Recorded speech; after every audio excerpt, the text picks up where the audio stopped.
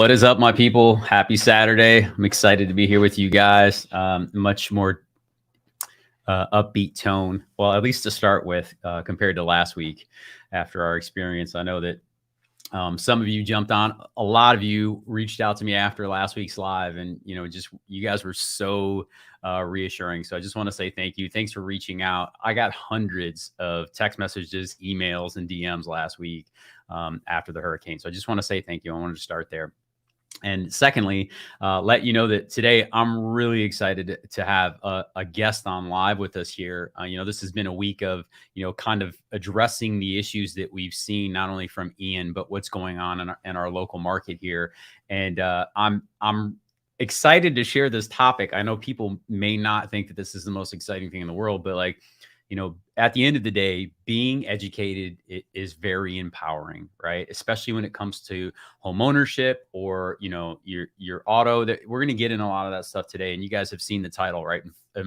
Florida's insurance crisis. And this is not a joke anymore, right? It's went from funny, ha ha, to funny, oh crap, really quick, right? And I wanted to bring somebody on here today who could specifically talk to this stuff. So I'm very excited. And hey, if this is your first time to the channel, my name is Juan Alcala. I'm a licensed real estate professional here in the Tampa Bay area, and I help people just like you buy, sell, relocate, and invest in the Tampa Bay area. However, you got to get hold of us, whether that's phone call, email, text message. All of my information is listed down below, including my calendar, y'all. If you wanted to schedule a time to talk with me directly, you don't even have to ask for my time. I leave that open. It's available to my audience and my clients. Please feel free to use it. Also, I would love to know where you're watching from today. And when you have questions, please feel free to ask those in the chat. I'm going to have our special guests address those on the fly while we're chopping it up today, and you've got access to her. So I'm very excited to do this because, a lot of the times, I bring a topic to you guys, you're very interactive, you ask a lot of questions, and that's wonderful. But I wanted to bring somebody else here who specializes specifically insurance. So without further ado, I want to bring our special guest on today. I made a connection from a referral from another agent in Orlando, ironically. And she has been absolutely excellent. She helped serve one of our clients. And the way that she did this was by, I called her, and within probably 2 minutes, she had me completely disarmed. And not only that, I was empowered. She had me understanding what the situation was and gave me all the confidence in the world that she could help my client navigate through some challenges that they were being faced with on insurance quotes. And within 15 minutes, I got a phone call back from my client saying, we're good. This person is awesome, right? So if that's how your relationship starts off, that's a great way to go. So without any further ado, I want to bring in our very special guest today, Miss Ashley Burbank-Boyles. What's going on, Ashley? How are you? Hey, how are you? That was a great introduction. Thank you. Oh, you're welcome. Well, you did it. So it's my pleasure to do that. And I know, like I said, our topic may not be the most juicy thing in the world, but let's be honest. If you're a homeowner, Florida's one thing, but people are starting to face this nationally. It's not just Florida, right? Because we all know these companies are most of them are national, and they don't just absorb losses in one place and pretend like it's gonna be okay everywhere else, right? They pass that along to a consumer somewhere else. So, I'm sure we can get knee deep into this stuff. And Ashley and I were talking right before we went live today, and Florida is facing these challenges. If you haven't seen the headlines, they're everywhere. Florida's insurance crisis. How bad is it going to get? What, people are being dropped. And, it's one thing when you hear that, you're like, okay, great. Well, guess who got the notification 4 weeks ago that their insurer was going to pull out of the state and we weren't going to have insurance at the end of the month? This guy right here, right? Done nothing, had no claims, minding my own business in my life, right? Started making phone calls, triple the prices, all of these things. It's just been insane. So I want to dig into some of this stuff today and just, hey, again, if you guys have questions, please feel free to drop them below. If you're considering purchasing in Tampa or investing in the area and you've got questions specifically, I'm going to get you all of Ashley's contact information. I assure you that will be a wonderful conversation. You will feel very good about it when you're done. So I wanted to start with that. But Ashley, let's talk about this, right? So I got some headlines that I want to kind of throw your way. And then I want you to, to help us laypersons just kind of understand how to navigate these waters, right? So skyrocketing premiums, right? Florida's market is in full meltdown. These are the headlines that are coming across. UPC, which is United Property and Casualty, they dropped us. I just shared that with you guys. We'll talk about Citizens. We'll get to that today. But from what I can find, at least 14 companies in the last 12 months have stopped writing new policies in the state of Florida, and 11 others have become insolvent. Right. So when you read these headlines, you're like, holy cow, right? Holy cow. And, the whys, I think, being in the industry for us on the sales side and as a homeowner, like I can see the reasons, right? Like inflation's going through the roof, that home values have skyrocketed, the cost of goods, the cost of labor. I see all that. Materials, all those things have gone up. So of course my insurance is going to go up, just like my taxes. This is what's been happening out there.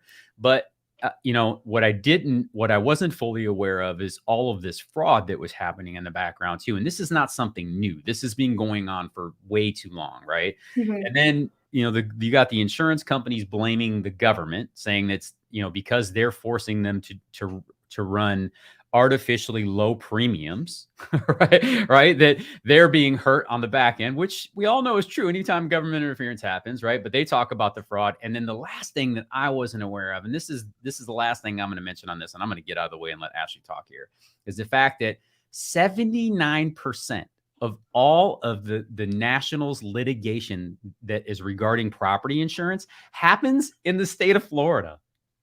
I heard that and I was like, what? Because I knew that California is the most litigious state in the country, right? I just assume everybody sues for everything in California. I had no idea that 79% of those cases happened in Florida. But here's the thing that was staggering to me. Only 9% are from claims. So there's all this other litigation going on over there, which is just crazy. Now, I just threw a ton at y'all, right? And what I want to do is preface this and say this is not gloom or doom. We have to buy homes. If we have a mortgage, we have to have insurance. This is the trade-off, y'all, right? It's the cost of living in paradise. So, Ashley, I just threw out all the headlines, and if it bleeds, it leads, right? That's what everybody starts with. But how can we navigate this crazy insurance market right now? What is the best practices? Help us, everyday folk try to understand how to get our arms around this, right? Is it going to be unaffordable for us in the next 2 to 3 years? Or, are we going to be able to work through this? Help us help ourselves. So you are right. 79% of all the homeowners claims in the entire country that are litigated come from Florida. Florida is only responsible for 8-9% of all the claims in the entire country, but 79% of them are litigated, and those all come from Florida. So Florida is one of the most litigious states, and you can see that people who are moving to Florida, when you're driving down any road, you're going to see advertisements for attorneys on billboards and signs and stop signs and stoplights, and it's so there's very, very generous attorney fees in the state of Florida. So I think that's where a lot of this is stemming from. I will tell you that we just had this hurricane, and it's a catastrophic event for insurance carriers, but we have been in a man-made insurance crisis for years.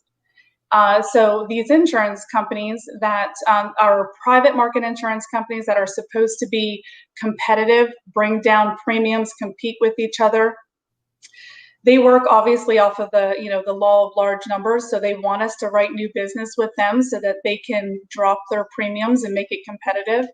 But unfortunately, there's been so many frivolous lawsuits over the roof claims, water losses in the home where people are trying to, get their floors redone and their baseboards and new cabinets and everything else. So they're just trying to remodel their entire house over, a simple plumbing leak. And then roofing claims is a big one too. People don't pay to replace their roofs anymore. It's not really maintenance. They're not saving money for it.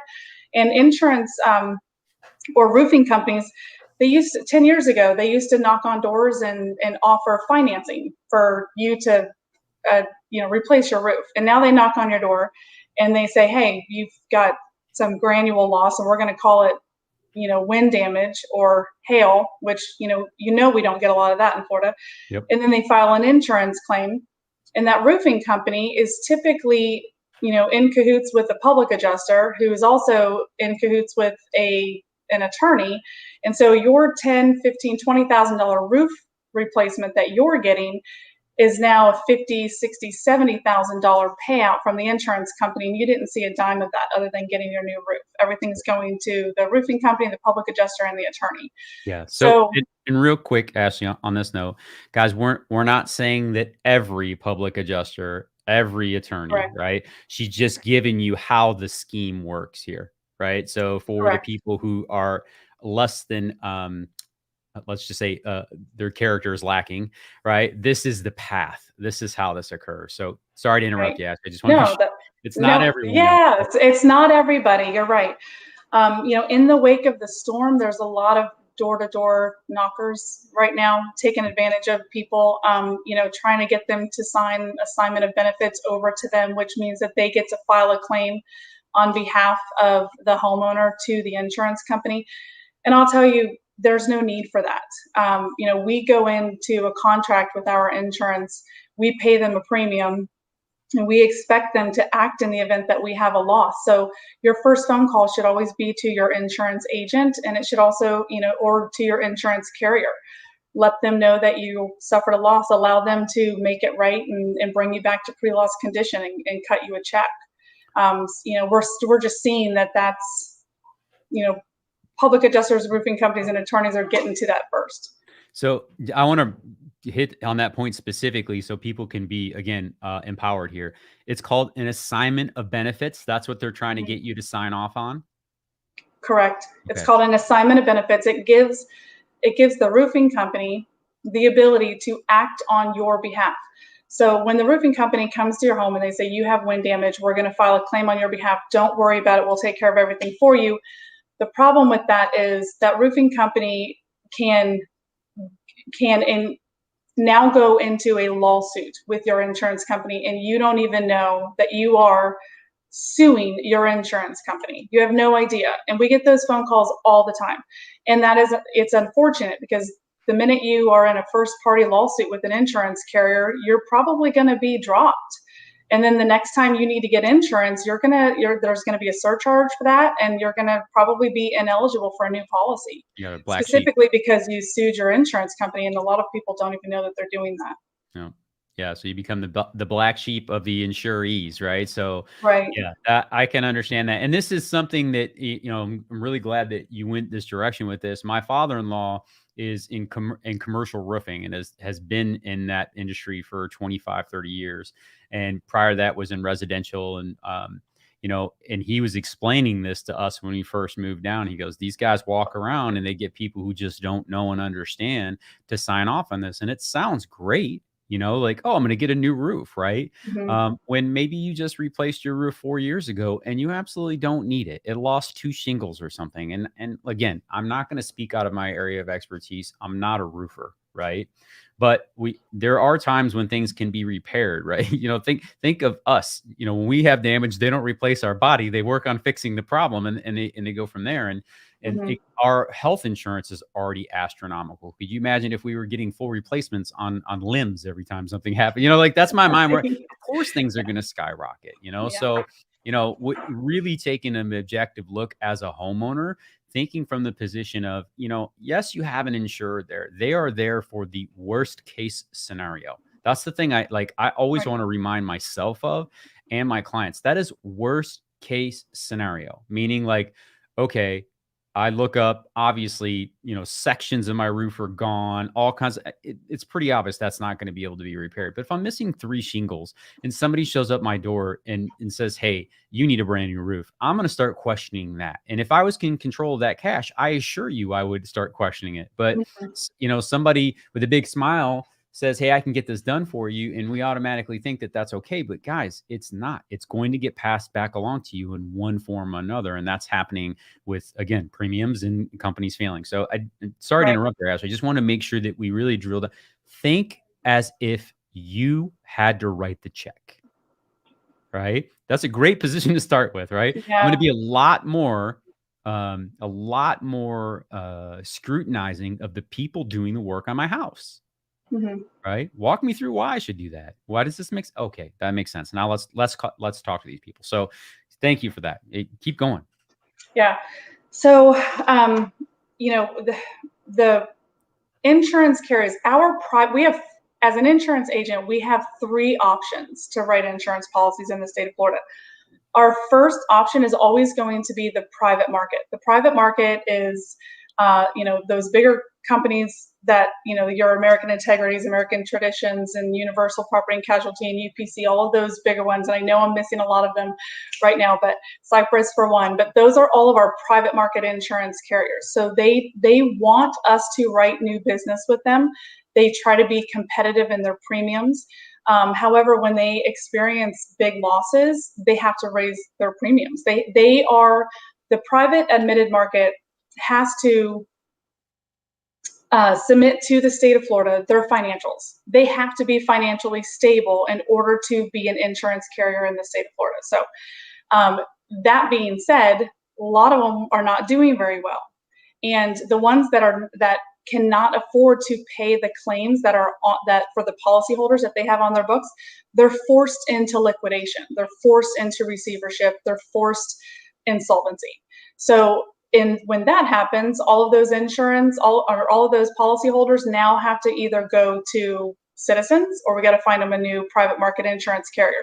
But when we lose 6 insurance carriers in the state of Florida just since January, there's 100,000 plus policyholders that now are trying to find new insurance, and these other insurance carriers don't want to pick them up because it's more risk for them. So we have to go through Citizens. Citizens being the state insurance it's the option it's our last insurer option. So they're the state insurance. They're not going to offer extra endorsements and additional coverages and things like that. They're here because we need to be able to control costs. We have to be able to provide insurance for the people that cannot get insurance otherwise. The other option is our excess and surplus market. They are not admitted through the state of Florida. So they can really insure anything that they want to insure. Those are our Lloyd's and Lloyd's of London and those types of insurance carriers. And we a lot of times we have to use those because even Citizens has been tightening up their underwriting guidelines to the point where if you want to buy a house, we have to go to the excess and surplus market. That also means they're allowed to charge whatever they want to charge. If you want to buy that house, you're going to have to just pay that insurance premium. They're not controlled by the state, where they don't have to apply through the state to get rate increases. They can cancel you for any reason. The private market is because they are financially backed by the state of Florida through the Florida Insurance Guarantee Association.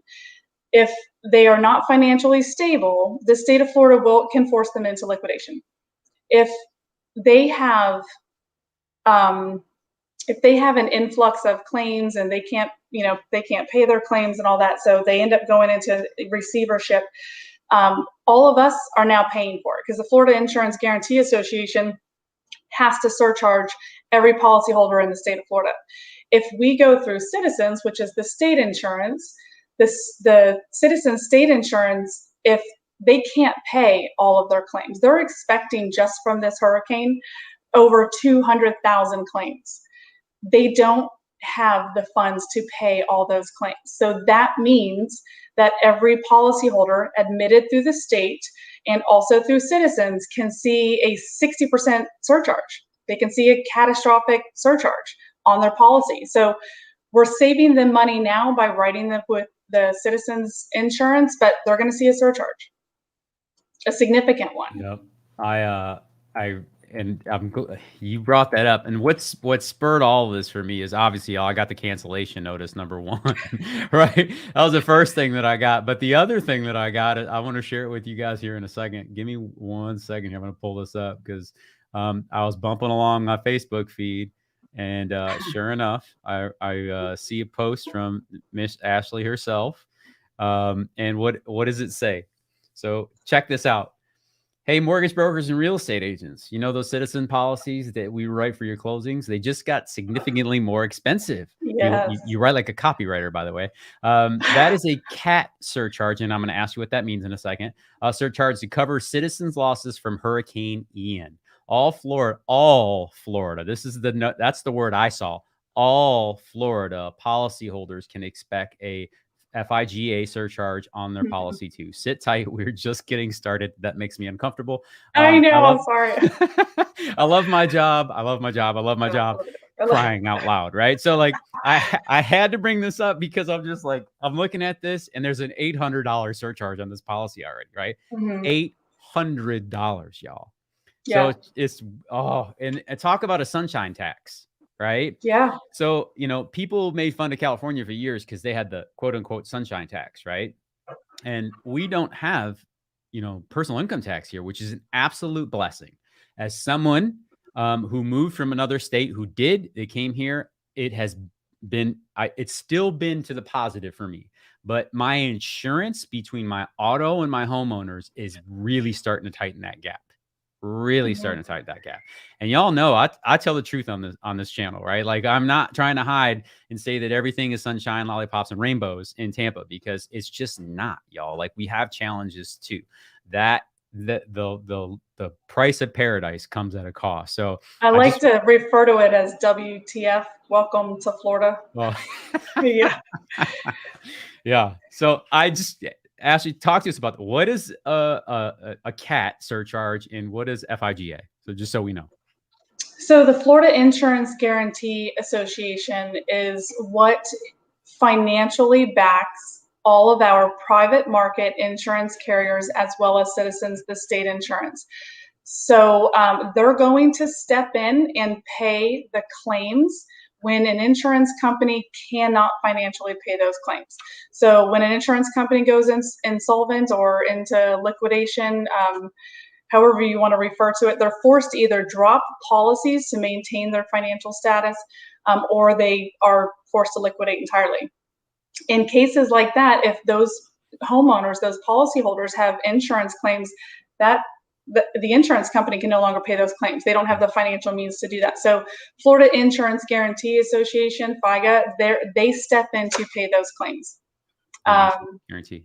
Yeah, correct. So, and they financially back all the private market insurance carriers. So that's why you will see that surcharge in the event that we have a cat storm like we just did.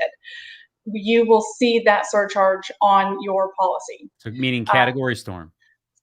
Yeah, catastrophic. Yep. Catastrophic. Okay, understood. Catastrophic. Yeah, a catastrophic event. We call it a cat event. Okay. That's fascinating.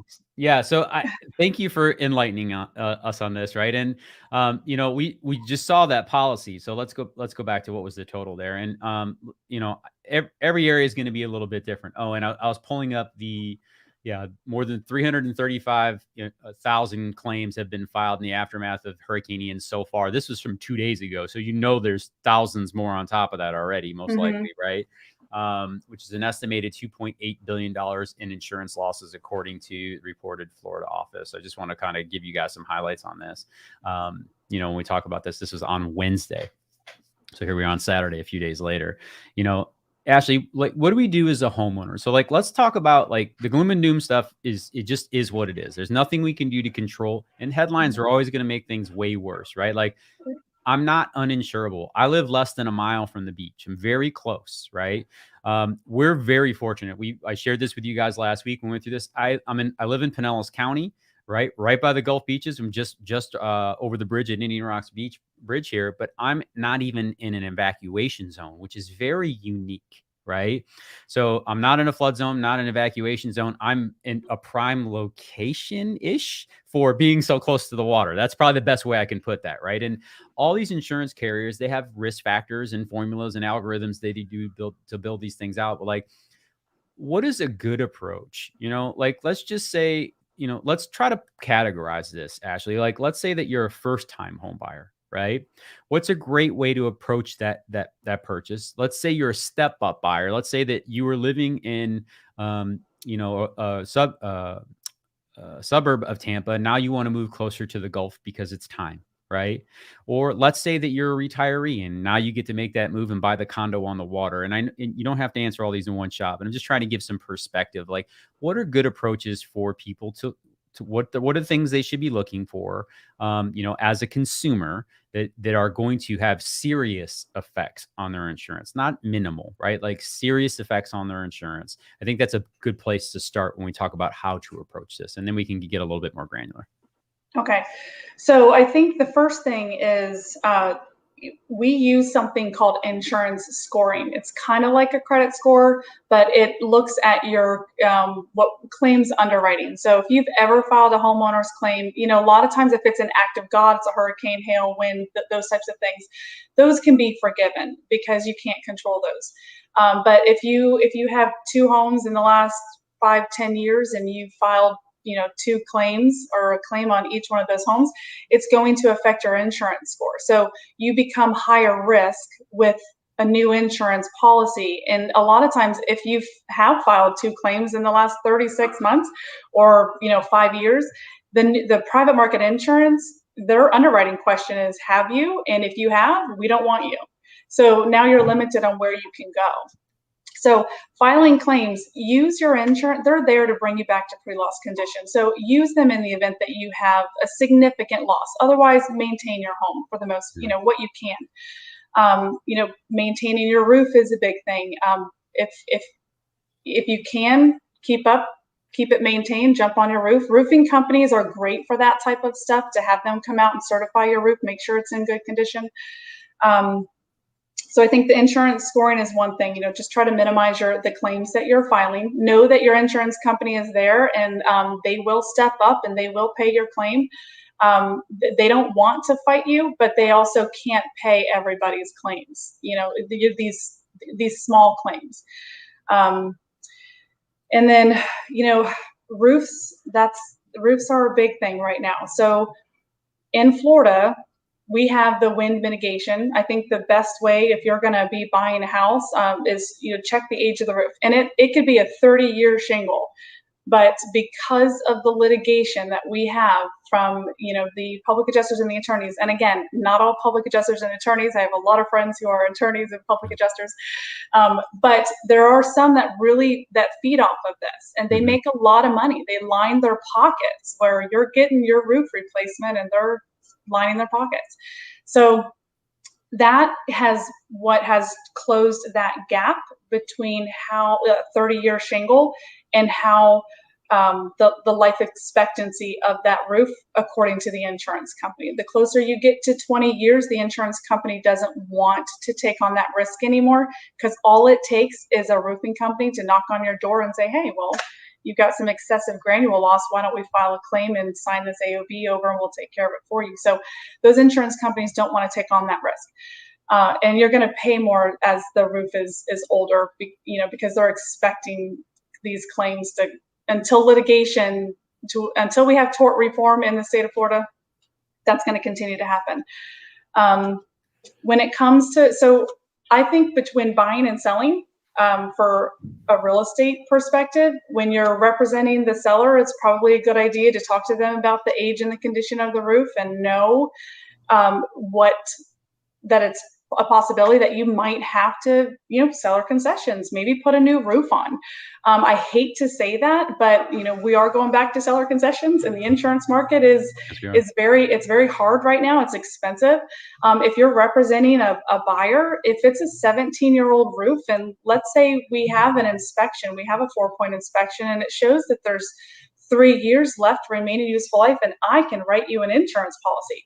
But in a year, the insurance is going to non-renew you, and they're going to make us recertify the roof to make sure that you have, additional remaining useful life on that roof. Yep. So now that buyer who, is in their dream home is forced to, come out of pocket $20,000 to replace their roof, and they didn't know that going into the purchase of the home. So I think education is huge with that. That's spot on. And you and I dealt with this scenario specifically. This is one of the things that Ashley helped with, but that market was different than today, to her point, right? So I think this is great. We're in a market right now where we're seeing 7.5 percent interest rates, which is insane, right?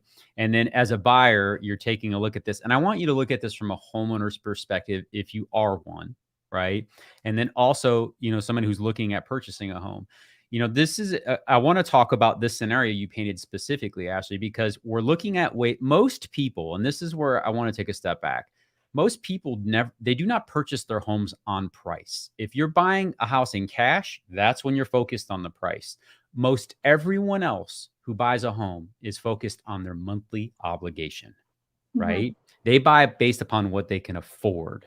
This is what I either want to spend or I can spend. Hopefully it's what you want to spend, that number, right? And then we go to work trying to find that thing for you.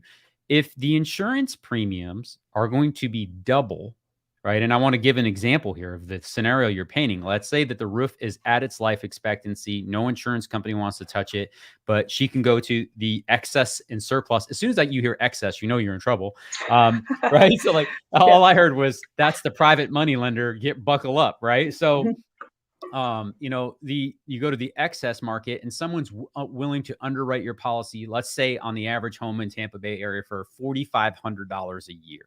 Right. Just giving that example. Well, it's not common. Right.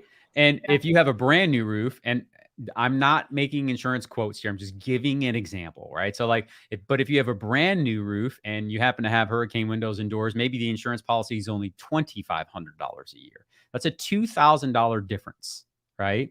Annually. Okay. Break that out over a year. How much does that lower your payment every month? So this is a thing that I want you to think of as a homeowner, as a home buyer, as another way to offer an incentive to a buyer, or as a buyer looking at it as a homeowner. How do I get my payment down? Okay. Well, I can actually get my payment reduced by getting a new roof on the house. And negotiating that upfront, like you said, Ashley, that's a strategy that you can deploy for that. And we're not even talking about interest rate buy downs too, which can get you to a reasonable rate. So I just wanted to stop a second and look at that, because not only is getting a roof it's a value to you as a homeowner in general, because it's less capital expenditure over time. Your maintenance goes down, right? Your maintenance costs. But what it really also is a strategy for lowering your monthly expenses in terms of payments if you're making a payment. So I think that's a wonderful illustration that you brought up there. And I want to thank you for that. I want to get to this. We got a couple questions, Ashley, if you don't mind, then I want to let you wind back up again, because you're spurring people's questions and I don't want to go too far past when they ask them. Ronnie asked, in your opinion, should Florida government get involved with insurance problems or leave it to the market to sort out? That seems like a loaded question.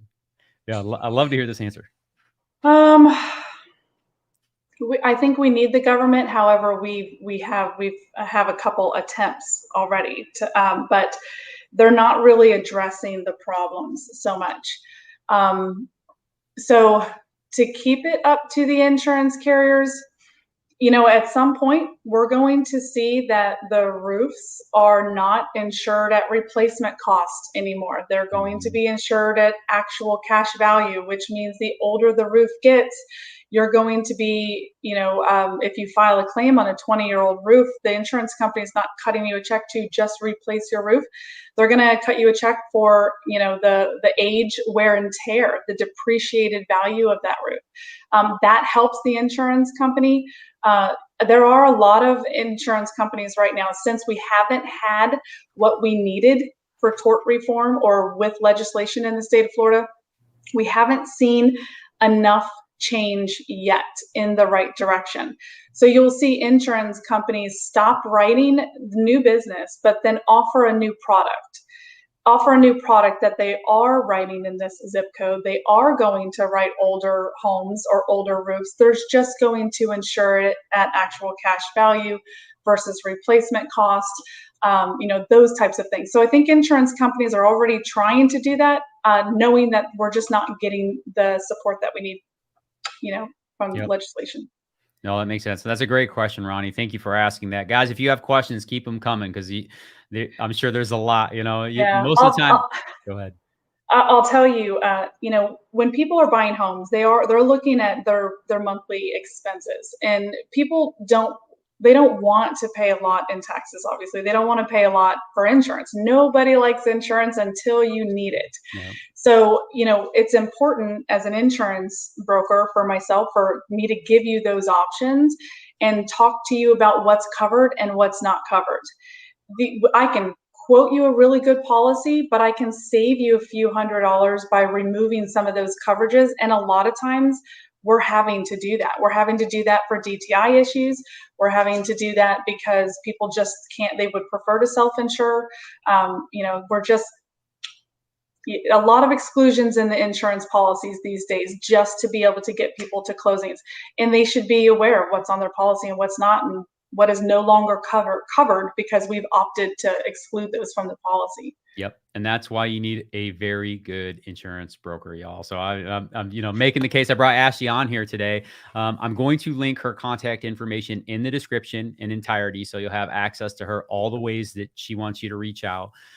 Also, we'll put that in the banner here as well, so you'll have that contact information. But I just wanted to, make sure that you guys know you have direct access to her. So if you have those insurance questions and you live in Florida, reach out to Ashley. She can definitely help you in that direction. We got another question here, Ashley. I think was great. So for those who file a claim, are their policies going to be unaffordable afterwards? Yeah. So I think she covered that a little bit, but go ahead and get into the specifics if you don't mind.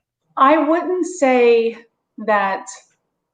One claim, if you have a catastrophic event, if you do have a roof claim, usually the cause of loss is wind, hail, hurricane. That's considered an act of God. In one of those is forgivable. One claim is not bad. But multiple claims, yes, it's really going to start affecting you. How much the insurance company had to pay out on a water loss in your home.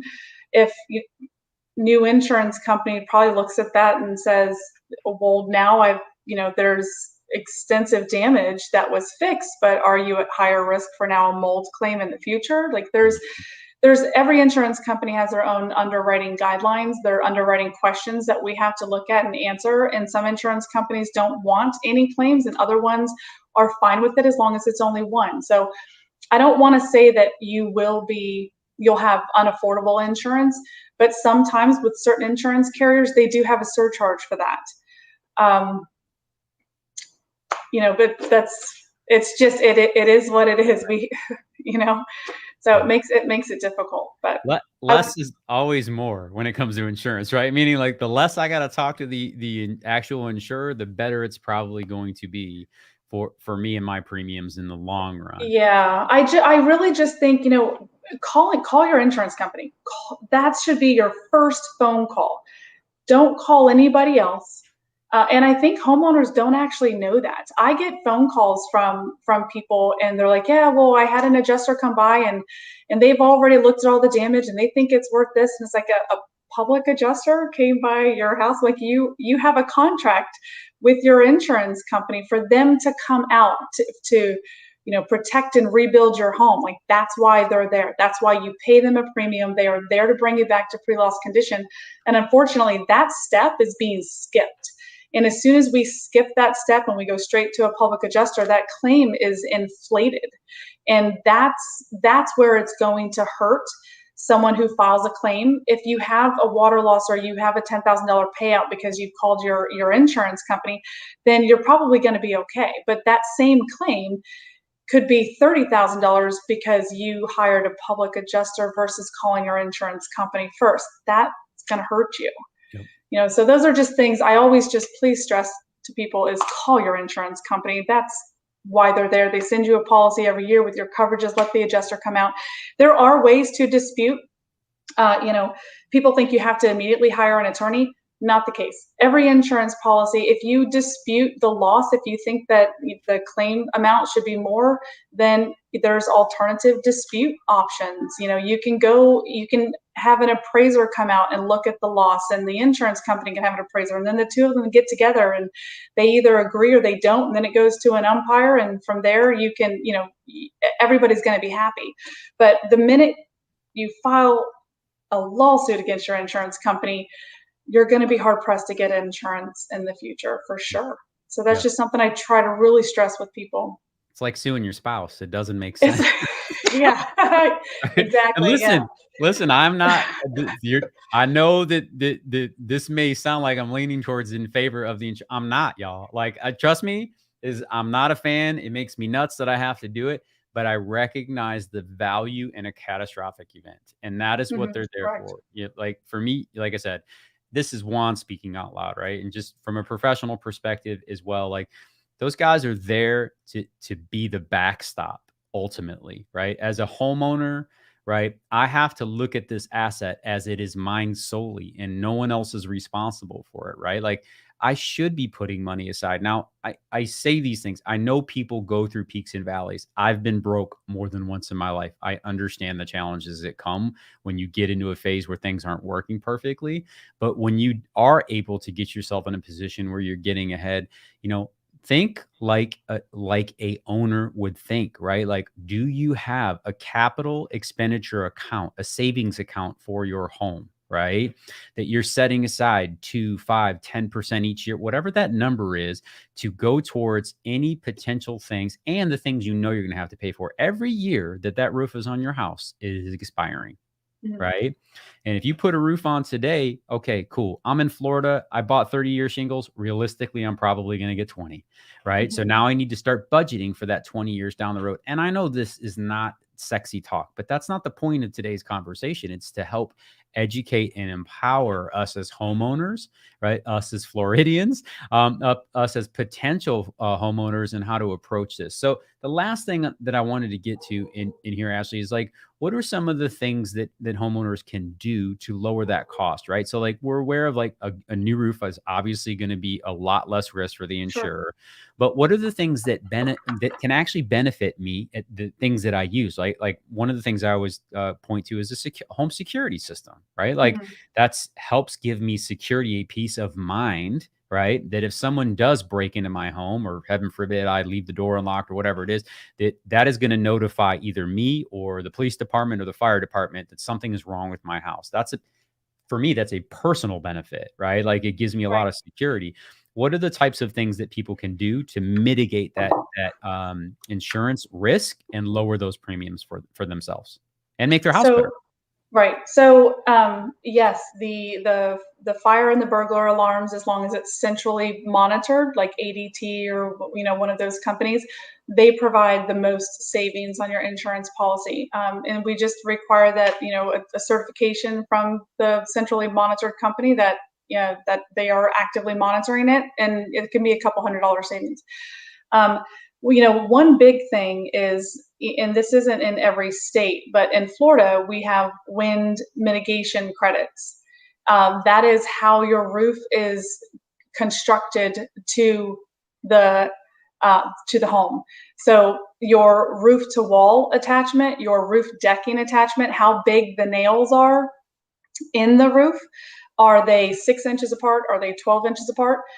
Is the home do they have hurricane clips to keep the roof on the home to withstand a higher wind speed?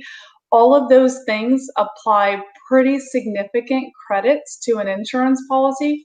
So when I hate to quote any home that was built prior to 2002 where we do not have a wind mitigation inspection. That is the one thing that can really help significantly reduce the premium. And then the other thing is, let's say the home only has toenails instead of hurricane clips or single straps.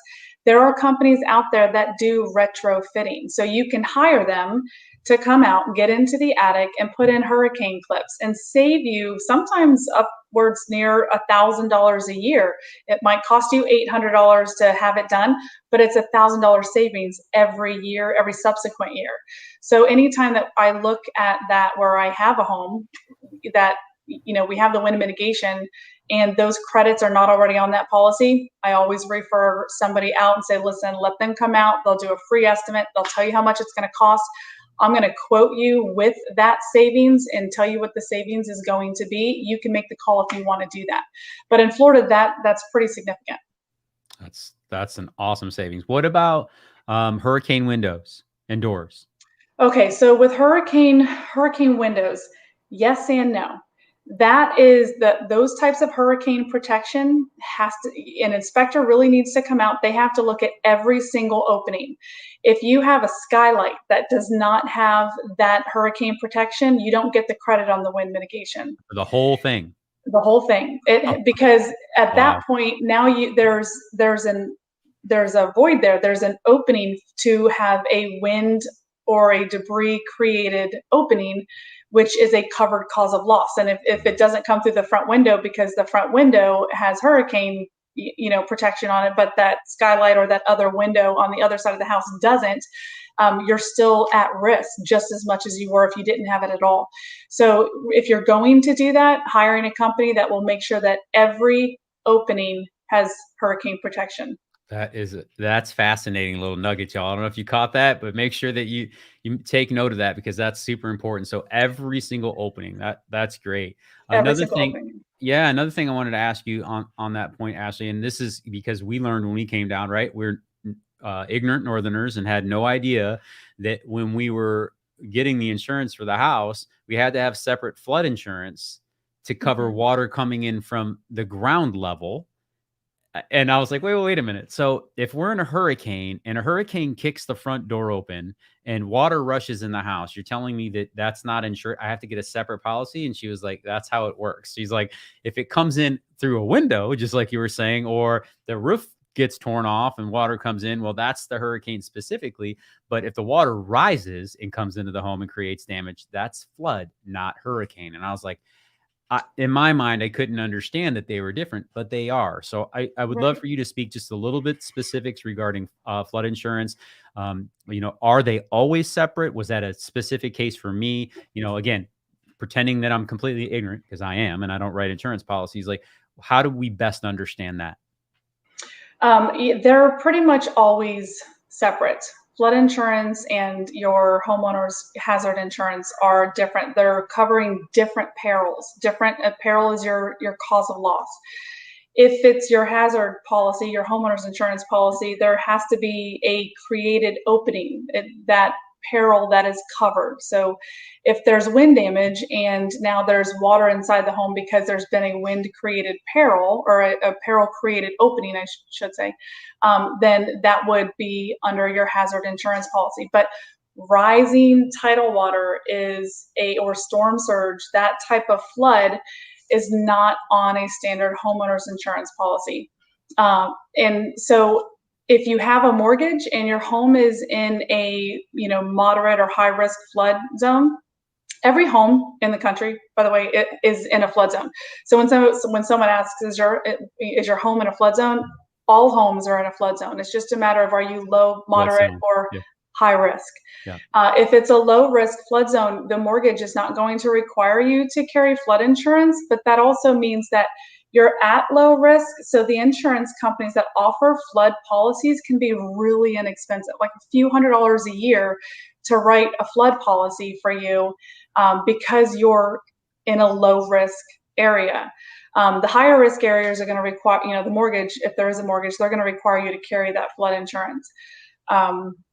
So it's unfortunate. We're going to see a lot of that right now, because a lot of people that were in the low risk flood area, they don't know that that's not in their policy. I will tell you that every application that we send out, we talk to them about flood insurance, and we can talk them into it, but people are trying to save money. Yeah. They're taking things off their policies and removing coverages and endorsements and increasing deductibles just to be able to bring the premiums down. So, trying to talk to people about buying flood insurance policies, it's not that often that you get people that want to do that. Not thinking about something like Hurricane Ian, what people are going to be experiencing right now. Yep. But I would always recommend a flood insurance policy. Obviously, I'm an insurance agent. I would always recommend it. It's required by your mortgage if you're in a moderate or high risk. If you're in a low risk, it's a couple $100s a year. You can write a $250,000 flood insurance policy for $300 and for the year. And what is that? That's $25 a month. So those types of things are worth it.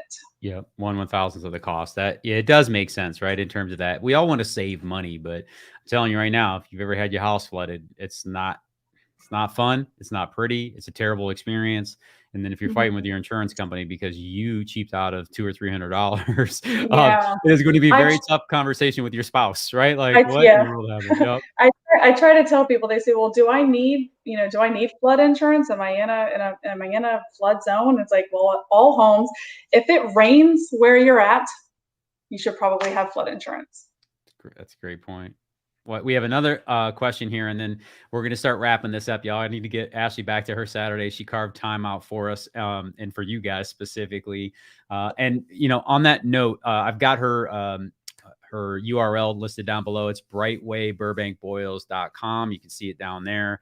We're going to put all of her contact information in the description following the live when we wrap up here. If you guys have any questions about Florida insurance, please feel free to reach out to Ashley and her team. They are wonderful to work with. I can get clients on here to tell you that, right? And I receive nothing in return. I don't get a discount on my insurance policies. I don't have one from her yet, but just walking you guys through that. So, I just wanted to bring somebody in here who I know not only understands her industry, the challenges that her clients face, but also is very good at helping you understand, what it is that's important to your policy and how to approach that. And that's the reason why I wanted to bring her on, because she's a true expert. Ronnie had one more question here. He said, would you say condo or house insurance is more risky endeavor to undertake when considering buying a property? Condo versus house. Got it. Okay. Condo versus house. Yeah. So, they're two totally different policy forms. The condo, you are insuring the drywall in, you're insuring the paint and the floors and, fixtures and those types of things. And then the condo association has their master condo association policy. So that is going to cover the actual dwelling itself. I don't really know which one would be more risky, but they both cover different things. If you have damage into your condo from a neighboring unit, something like that would be covered on a policy. Well, and to that specifically, Ashley, like the thing that Ronnie, that you're going to have to take a look at, does your condo association currently have reserves? Or have they opted out? Because this is a great question, but it's multi-layered, right? The condo association will have its own insurance for the exterior of the property and the grounds themselves. The homeowner will be insuring, like Ashley said, from the drywall in. All right, so that's another form of insurance. But each homeowners association, they're able to vote on whether they have reserves in a specific year or don't have reserves. So think about it again. If their insurance policy only covers value and not the entire replacement cost, and they don't have reserves in there, now what do you do as an owner? You're left hung with that. And if they're going to have to go out and borrow money from a bank to cover the reserves, they're going to hit you with a special assessment. So that's a very deep question. Yeah. It has multiple layers there, but it's great. It's a great question, Ronnie. And I guess with homeowners insurance, you own the entire dwelling. You can really pick and choose what type of insurance you want and how you want to be indemnified in the event of a loss. With the condo, if a claim doesn't get paid, you probably have to subrogate with the condo association, which that doesn't look pretty most times either. So. Nope. Yeah, I got a client who purchased a condo this year, and they had to have new hand railing put on only their building. And the way that the previous management company structured it, they just attached the repayment to that unit, and it was not spread across the board. So they added an additional $600 every month to that unit, that building. I'm sorry. So the 4 units in that building for a 5-year period when no one else in the entire association had to take care of. I'm like, what in the world? How does someone do that? But these crazy things happen, y'all. That's why, like, condos, HOAs in general are like, remember, they are a governing body. And if you're not involved in there, those people get to vote and operate any way they want. So that's a great question. I don't think Ashley can entirely answer it, but she can give you some insights on there. Be mindful when you're stepping into condos. Some associations are wonderful. They are completely overfunded. They have the ability to take care of anything at a drop of a hat. Others are entirely underfunded, and they are just one disaster away from you living basically in squalor, right? So that's the best way I can answer that. Ashley, I've had you on here for 55 minutes, but I think this has actually been wonderful. There are so many more questions that we could ask that I'm sure this young lady could break 6 ways from Sunday and explain them all out to us. But what I want to do is give people a way that they can connect with you directly. Obviously, we are seeing, her comment down below, asking the name of your company, if you don't mind, and how do you want people to get hold of you with your insurance questions in the state of Florida here? So, I mean, you can call our office. I will tell you the phones ring constantly. So, reaching out to that URL that you see at the bottom, brightwayburbankboyles.com. I know it's nice and long. That will take you to my business page for you to do, just put in your information. If you have any questions or anything, you can type in those questions. It's going to come to me in the form of an email. I can typically multitask while I'm on the phone and answer those questions or get back in touch with you.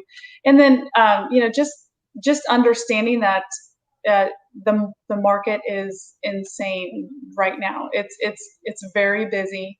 And we want to help everybody. And as long as everybody's patient, we will absolutely get it done. Just like you're being canceled by UPC. There are a lot more of those to come. So, and I would say also when someone is getting canceled or you have that, you know it's coming, is start looking now. Start looking for a replacement policy as soon as possible, because those homes are going to require new inspections, and sometimes they're not going to pass inspections for new policies. So then you're going to have to give yourself some time to get all of that done. So the sooner you know that you're having issues with your insurance carrier, just reach out and let us get started, get the ball rolling for you. That's awesome. Well, Ashley, thank you so much for your time today. And guys, thank you for your time. Thank you for your questions. Again, if you have more questions, please feel free to put those in the comments down below. I will make it a point to pass them along to Ashley. Give me some time. If there's an abundance of questions, I will package them up for her. And if it becomes overwhelming, we'll bring her back on and let her approach this again, because I think that this is a conversation that is worth revisiting annually, right? Just like, you're constantly shopping for auto insurance. It should be a conversation constantly. That's why I'm a huge fan of brokers as opposed to just an individual agency. Nothing wrong with them either. I just want to make sure that I'm being transparent here. But I love knowing that the person that I'm speaking to is more interested in their business relationship they have with their client than the agency that they work for, right? Because if the only tool you got is a hammer, you're only looking to pound nails, right? And the thing I love about a great broker is they're taking the client and taking you around to different insurers, specifically saying, I've got a client here that I think is a really good fit for you. What do you think about this? No, that's not quite for us. Then she can take you to somewhere else that does make more sense. And it's a little bit more a la carte. And again, I don't sell insurance, but in terms of like the approach with the client, it's not a one size fits all. And the thing that I've learned being in the real estate industry for 10 years is a lot of these insurance agencies, they have their ideal client, right? Their ideal avatar. And while one company might be really good for seniors, right, that have no history of damage on their home or auto, another company might really want to focus on young homeowners, and they have different products based upon those needs. Remember, insurance is a financial product at the end of the day, right? So when you approach these things, try to make a relationship with someone who can take you and present you in front of multiple providers as opposed to just one, right? Again, not against those, but understanding that there is value in that relationship, because Ashley is focused on her clients, not necessarily the insurer. And to me, that's the kind of relationship that I love. Right. Right. Yeah. So, that's my pitch for individual insurance brokers and obviously real estate professionals as well. And as you guys know, if you have any questions regarding buying, selling, or investing in the area, my team here at the True Living Group has got your back. If you've got any questions for Ashley, please feel free to connect with her via her contact information. Our contact information is listed down below. We just want to make sure that we give you guys all the value we can humanly possible deliver. If you've gotten any value from today, please feel free to hit that subscribe button, click that little bell. Ashley, do you have a YouTube channel? I do not. No, this was my first time doing it live. So what about Instagram? I do not. Okay. All right. Never mind. Go to Ashley's website. We'll work on helping her with I do have a Facebook page. It's Brightway Insurance, the Ashley Burbank-Boyles agency. And I do try to use that page because updates in the insurance industry, all of that good stuff. I try to post it on there and I try to get people to share it. And I do get that quite a bit. I think that's how you and I probably at some point connected too. Yeah. Just so that homeowners, I do a lot with real estate agents and lenders, and I just want everybody to kind of know what's going on in the insurance industry because it's changing. It's very fluid. All the time. So we just, yep. Absolutely. Well, thanks again for your time, Ashley. We appreciate you. And guys, thank you so much for your time today.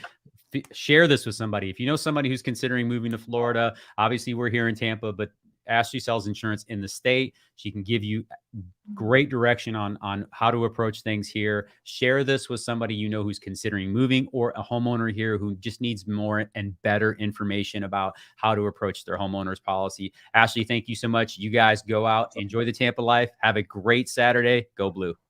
Thank you. See y'all.